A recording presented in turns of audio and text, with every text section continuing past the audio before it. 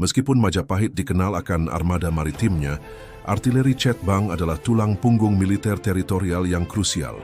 Senjata ini memungkinkan Mahapatih Gajah Mada menundukkan kerajaan pedalaman dan menghancurkan pemberontakan. Di medan perang darat, Chetbang tipe meriam tangan awal memberikan daya penetrasi destruktif bagi infanteri. Regu penembak infanteri menggunakan hand cannon ini untuk melunakkan formasi musuh sebelum serangan kavaleri. Untuk pengepungan, laras Chetbang kaliber besar diintegrasikan pada kereta beroda portabel, ditarik hewan atau didorong prajurit, mendekati benteng musuh. Bukti historis artileri beroda ini ditemukan di Istana Panembahan Matan, Kalimantan Barat. Penyebaran Chetbang secara massal terekam dalam babat Tanah Jawi saat kampanye militer Majapahit melawan Kedaton Giri. Lebih dari 100 pucuk meriam Chetbang dikerahkan oleh 200 personel artileri elit. Tembakan voli sinkron ini dirancang untuk menghancurkan pertahanan dan menciptakan asap tebal yang membutakan musuh. Chetbang juga digunakan sebagai proyektil pembakar dalam pengepungan. Panah tombak raksasa dengan hulu ledak aspal ditembakkan. Hujan proyektil ini memicu kebakaran massal, memaksa musuh keluar dari perlindungan dan menghancurkan logistik mereka. Keunggulan teknologi ini memicu arms race di Jawa, seperti yang terlihat dalam pertempuran Bubat 1357M, di mana pasukan Sunda juga menggunakan bedil besar yang menimbulkan korban jiwa mengerikan pada pasukan Gajah Mada. Namun, habitat alami Chetbang adalah di atas geladak armada laut. Supremasi maritim Majapahit adalah hasil doktrin laut yang cermat oleh Laksamana Empu Nala.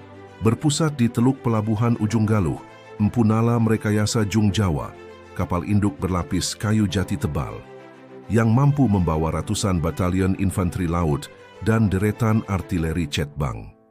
Taktik pertempuran laut Nusantara mengutamakan pencegatan dan perebutan kapal musuh, boarding actions.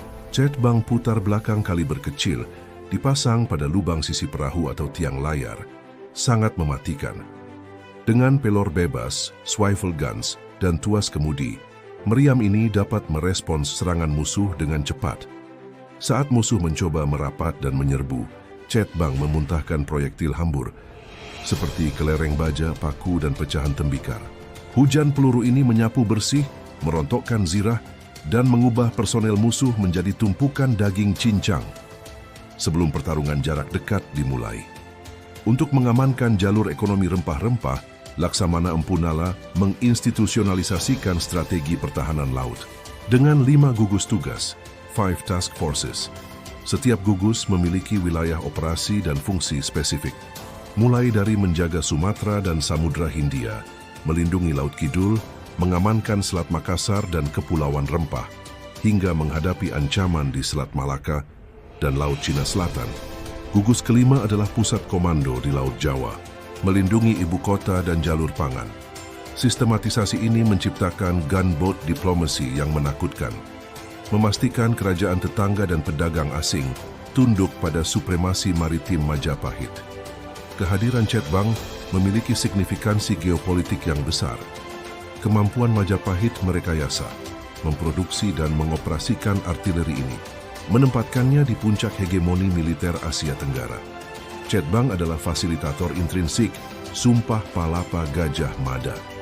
Gagasan Persatuan Nusantara mustahil terwujud hanya dengan diplomasi.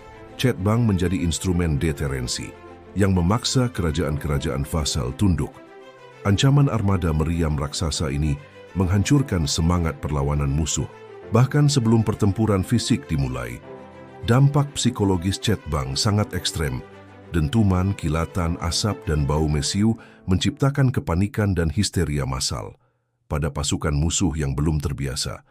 Banyak yang menyerah, menganggapnya sebagai sihir Dewa Api Halilintar.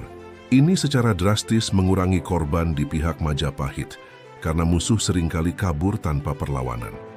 Keunggulan reputasi geopolitik Chetbang juga diamati oleh diplomat asing. Ma Huan, penerjemah Laksamana Zheng He, mencatat pada tahun 1413 Masehi bahwa Chetbang, Huocong, sangat lazim di Majapahit, bahkan digunakan dalam upacara sipil. Observasi ini memvalidasi betapa terintegrasinya teknologi artileri dalam budaya dan militer Majapahit.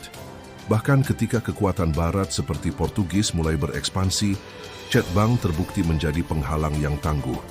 Armada Portugis terpaksa memutar arah ke Timor dan Filipina karena jalur di Nusantara sudah diblokir dan dikuasai oleh pewaris kekuatan maritim Majapahit yang piawai mengoperasikan artileri Cetbang.